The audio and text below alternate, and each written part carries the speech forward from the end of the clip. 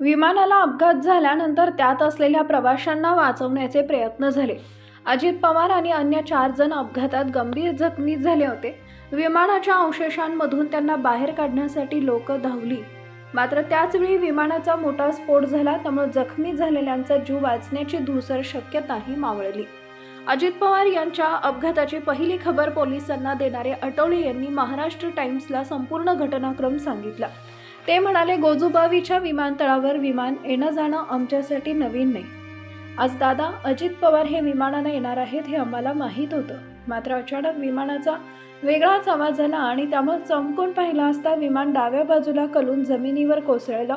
त्यातून धूर निघत होता। पडले पडले असं ओरडत आम्ही गावकऱ्यांनी जीवाच्या आकांतानं मोटरसायकलीवरून विमानाच्या दिशेनं धाव घेतली। सकाळी 8:44 सुमारास ही दुर्घटना घडली। मी IDBI बँकेपाशी डेअरीतच थांबलो होतो। गोजुबावीच्या विमानतळावर विमानांचं प्रशिक्षण चालते। बडे मंत्री उद्योगपतींचे हवाई दौरे असतात, त्यामुळे विमानाचा आवाज आम्हाला काही नवा नाही, मात्र या विमानाचा आवाज वेगळाच होता। विमान डावीकडून कलून पार खाली आले होते। ते अर्धा मिनिट पुढे गेले नसते तर गावातच कोसळलं असतं। धावपट्टीकडे जाण्याच्या प्रयत्नात असतानाच विमान कोसळले। मी घाबरून 112 या आपत्कालीन हेल्पलाईन क्रमांकावर संपर्क साधला, पण त्यावर 1 क्रमांक दाबा, 2 क्रमांक दाबा अशा तांत्रिक सूचना येत होत्या। त्यामुळे अजित पवारांचे मी निकटवर्तीय आणि विद्याप्रतिष्ठानचे विश्वस्त किरण गुजर व परिचयाच्या पोलीस अधिकाऱ्याला फोन केला। विमानतळाजवळ पोहोचत असतानाच त्यातून कुणीतरी बाहेर पडत असल्यासारखं दिसू लागले। इतक्यात मोठा स्फोट झाला म्हणून आम्ही बिचकून मागे सरकलो। स्फोट होण्यापूर्वी दादा बाहेर पडण्याचा प्रयत्न करावेत असत असावे। हे दृश्य पाहून काळजाचा ठोका चुकला। आमचे पाय थरथर कापत होते।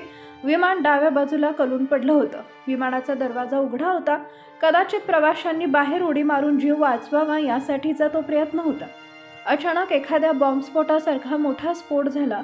तो भीषण आवाज, आगीचे काळे लोळ पाहून आम्हीही घाबरून मागे पळालो। त्यानंतर थोडी हिंमत एकवटून जवळ गेलो तेव्हा चित्र विदारक होतं। किरण गुजर तिथं पोहोचले होते। त्यांना रडू कोसळलं होतं। आम्ही ग्रामस्थांनी मिळून विमानातील 4 जणांना बाहेर काढलं। त्यात 3 पुरुष आणि 1 महिला होती। त्यांचा अंगरक्षकाचा चेहरा स्पष्ट दिसत होता। धावत जाऊन घरातून चादरी आणल्या आणि त्या देहावर पांघरल्या। त्यामध्ये एक अजित पवार होते। यावर विश्वासच बसत नव्हता, पण किरण गुजरांनी दादांना ओळखले होते असं आठवले यांनी सांगितले। पोलीस अधिकारी अपघाताच्या ठिकाणी आले। गावकरीही पोहोचले होते, पण पुढे काय करायचं हेच कोणाला कळत नव्हतं। अपघाताच्या ठिकाणी येण्यासाठी रस्ता नव्हता, त्यामुळे वाहनं खालपर्यंत येत नव्हती। मी गावचा सरपंच असल्यानं तातडीनं गाड्यांसाठी रस्ता मोकळा करून दिला। नगरपालिकेच्या पाण्याचा बंब आला खरा, पण काही वेळातच त्याचंही पाणी संपलं। पोलीसही हतबद्ध झाले होते। इतकी मोठी घटना घडून ही यंत्रणा हतबल दिसत होती। पण दुःखद गोष्ट ही की राज्याचे उपमुख्यमंत्री अजित पवारांचा मृतदेह अर्धा पाऊण तास तिथंच होता। अखेर ॲम्ब्युलन्स पोहोचला व आम्ही ते मृतदेह हलवले। आमच्या लाडक्या अजित पवारांना अशा स्थितीत बघण्याची वेळ येईल असं कधी स्वप्नातही वाटलं नव्हतं, पण काळानं ती वेळ आज आणली यावर अजूनही विश्वास बसत नाही।